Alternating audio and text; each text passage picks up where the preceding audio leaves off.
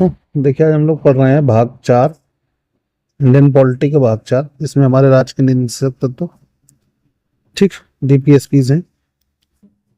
देखिए सबसे पहली बात, डीपीएसपी होते क्या है।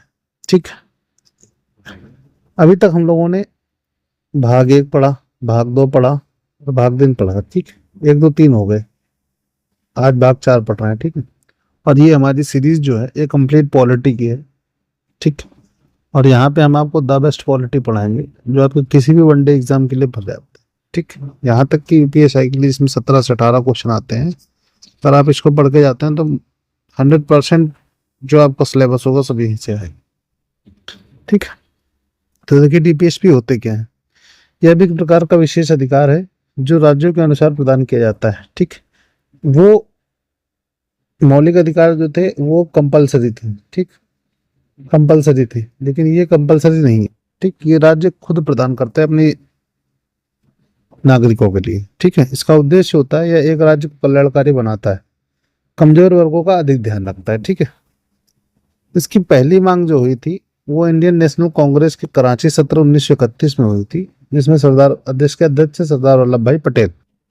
पहली बार लागू हुआ 1935 के अधिनियम में। और एक चीज, 1935 के अधिनियम में केवल डीपीएसपी थे, मौलिक अधिकार नहीं थे। ठीक, इससे जो संबंधित समिति वो सप्रो समिति है। ठीक, 1945 में बनी थी। ये जो आयरलैंड से लिए गए हमारे भारतीय संविधान में, आयरलैंड के आर्टिकल 45 में है, और आयरलैंड में भी स्पेन से लिए गए हैं। सबसे पहले स्पेन में थे, स्पेन से आयरलैंड में लिए गए, आयरलैंड से हमारे भारतीय संविधान में लिए गए। ठीक है, भारतीय संविधान के भाग 4 आर्टिकल 36 से 51 के बीच में है। ठीक, इसमें 3 तरीके के सिद्धांत हैं। ठीक, एक उदारवादी, उदारवादी वो होते हैं जो सबके लिए एक समान समाज का निर्माण करते हैं। उसमें आर्टिकल 44, 45, 48, 48 से 49, 50 और 51 आते हैं। ठीक, गांधीवादी सिद्धांत जो है उसमें 40, 43 बी और 46, 47, 48, इसमें सत्ता विकेंद्रीकरण और ग्रामीण विकास है गांधीवादी सिद्धांत में। समाजवादी सिद्धांत जो है उसमें आर्टिकल 38, 39, 41, 42, 43 ए, 47 से प्रत्येक वर्ग की भलाई के लिए होते हैं। ठीक है, बाकी सारे आर्टिकल हम आगे पढ़ेंगे क्या है क्या नहीं। अब देखिए हमारा पहला आर्टिकल जो है आर्टिकल 36, टीपीएसपी की परिभाषा तथा एक राज्य पर उनके अनुप्रयोग।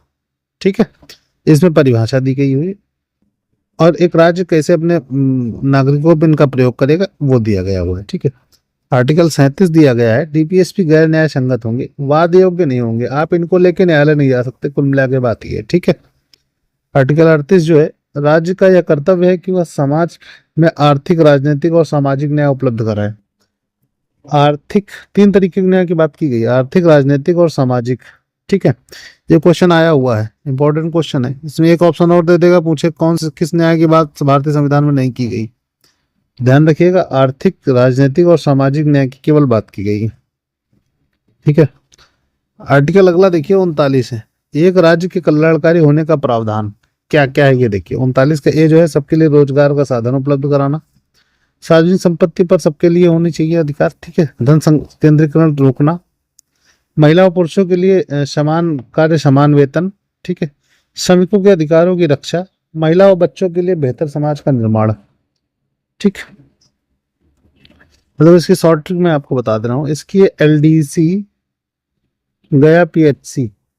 ठीक, एलडीसी का मतलब देखो, एल में एल हो जाएगा लिवलीहुड। ठीक, लिवलीहुड का मतलब होता है रोजगार। ठीक, आजीविका। एलडीसी, डी मतलब क्या होता है, डिस्ट्रीब्यूशन, सार्वजनिक संपत्ति के सब में डिस्ट्रीब्यूशन होना चाहिए। ठीक है, सी मतलब है सेंट्रलाइजेशन, संकेंद्रीकरण। ठीक है, एलडीसी गया पीएचसी, पी का मतलब है महिला और पुरुषों के लिए समान, मतलब सेम पेमेंट, महिला के लिए पुरुष के लिए भी एक काम के लिए। ठीक है, पेमेंट। एच, एच क्या होता है, श्रमिकों के अधिकारों की रक्षा। ठीक, सी, सी क्या है, चिल्ड्रन, बच्चों, महिला और बच्चों के लिए बेहतर समाज का निर्माण। ठीक, तो इसकी शॉर्ट ट्रिक है एलडीसी गया पीएचसी, एचसी। ठीक है, ये याद रखिएगा, एलडीसी गया पीएचसी। अब देखिए आर्टिकल 40 है गांधीवादी सिद्धांत। ठीक, इसका उद्देश्य था सत्ता में विकेंद्रीकरण, सत्ता में विकेंद्रीकरण का मतलब है कि ज्यादा से ज्यादा लोग प्रशासन का हिस्सा बने। इसी के थ्रू ग्राम पंचायतें आई हैं, ठीक है, ग्राम पंचायतें इसी का हिस्सा है, ठीक है, कि उसमें और भी ज्यादा लोग सत्ता का हिस्सा बनते हैं, ठीक। ग्राम पंचायतों का गठन, ठीक। 40 में है ग्राम पंचायतों का गठन। 41 है राज्यों का यह कर्तव्य है कि वह विशेष वर्गों जैसे बेरोजगार, दिव्यांग, वृद्धों और बेरोजगार का रोजगार का अवसर दे। मतलब कुल मिला के विशेष वर्ग जैसे बेरोजगार, दिव्यांग, वृद्ध हैं, इनके लिए रोजगार का अवसर दे, ठीक। 41 में 42 कामगारों के लिए मानवीय दशा का उपलब्ध कराना। मतलब जहां पे काम कर रहे हैं लोग, मजदूर जहां पे काम कर रहे हैं वहां पे मानवीय दशा होनी चाहिए। अब ये नहीं कि नहीं पता चल रहा है कि नहीं काम करने के बाद जीना मुश्किल है और वहां काम करवा रहे हैं आप, ये चीज कुल मिला के। आर्टिकल 43 है मजदूर वर्गों के हितों की सुरक्षा राज्य की जिम्मेदारी है। कुल मिला के जो मजदूर वर्गों के हित होंगे उनकी सुरक्षा राज्य की जिम्मेदारी है, राज्य का कर्तव्य है कि उनकी सुरक्षा करेगा, ठीक। आर्टिकल 44 है समान नागरिक संहिता। समान नागरिक संहिता यह होता है इसके अनुप्रयोग से समाज सभी वर्गों के लिए बराबर होगा कानून की नजरों में, ठीक। यदि यह लागू होता तब धर्म आधारित कानून कार्यरत नहीं होंगे। अगर समान नागरिक संहिता, ठीक, यूनिफॉर्म सिविल कोड, इसको कहते हैं यूनिफॉर्म सिविल कोड, ठीक, अगर ये लागू हो जाता है, ठीक, तो कोई भी धार्मिक कानून लागू नहीं होगा, ठीक। और इसको सबसे पहले लागू किया था गोवा ने, सबसे पहले गोवा में लागू हुआ था। अभी 2025 में उत्तराखंड ने लागू किया है इसको, ठीक है। अगला क्वेश्चन है, आर्टिकल है हमारा 45। राज्य का कर्तव्य है कि वो राज्य में शिक्षा के अधिकार को बनाए रखें। शिक्षा का अधिकार 0 से 6 वर्ष के बच्चों के लिए निःशुल्क था, ठीक है ना। लेकिन अब इसको 86वें संविधान संशोधन 2002 द्वारा 0-6 से जो वर्ष थे उसको 14 वर्ष तक कर दिया गया है, ठीक है। ध्यान रखिएगा संविधान संशोधन पूछा जाता है, 86वें संविधान संशोधन 2002। अगला क्वेश्चन, अगला आर्टिकल है कमजोर वर्गों के लिए राज्य द्वारा विशेष उपबंध। ये आर्थिक और शैक्षणिक बेस पे है, ठीक है। SC ST और OBC आर्थिक और शैक्षणिक उपबंध होंगे, ठीक है। कमजोर का जो बेसिस होगा यही है, ठीक है। आर्टिकल 47 है राज्य का कर्तव्य है कि वह नागरिकों के स्वास्थ्य का ध्यान रखे। एग्जाम्पल जैसे नशा बंद करे, शराब बंद करे, ठीक है। स्वास्थ्य है 47 में। 48 में राज्य का कर्तव्य है कि वह पशुपालन और कृषि क्षेत्र का विकास करे, ठीक है। आर्टिकल 49 है राष्ट्रीय महत्व की स्मारकों, सामाजिक क्षेत्रों, सार्वजनिक क्षेत्रों की सुरक्षा करना राज्य का कर्तव्य है। स्मारकों और सार्वजनिक क्षेत्रों की रक्षा करना राज्य का कर्तव्य है, ठीक। आर्टिकल 50 है न्यायपालिका और कार्यपालिका पृथक हो। मतलब न्यायपालिका और कार्यपालिका दोनों अलग अलग हो, ठीक है। आर्टिकल 51 है अंतरराष्ट्रीय स्तर पर शांति और सुरक्षा राज्य की जिम्मेदारी होगी, ठीक है। ये हमारे आर्टिकल सारे खत्म हो गए DPSP के, ठीक। 51 तक थे जो। अब हम देखेंगे DPSP में संशोधन, ठीक है। DPSP संशोधन 42वां संविधान संशोधन 1976 में हुआ। इसमें 4 DPSP में प्रभाव आया। इसमें आर्टिकल 39 आर्थिक समानता पर अधिक प्रभाव पड़ा, ठीक है।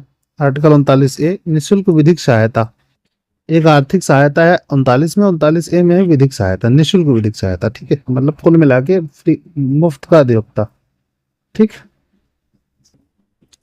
जो कि सरकारी अधिवक्ता मिलता है हम लोगों को मुकदमा लड़ने के लिए, ठीक। 43A में क्या है उद्योगों में मजदूरों का प्रबंधन, ठीक।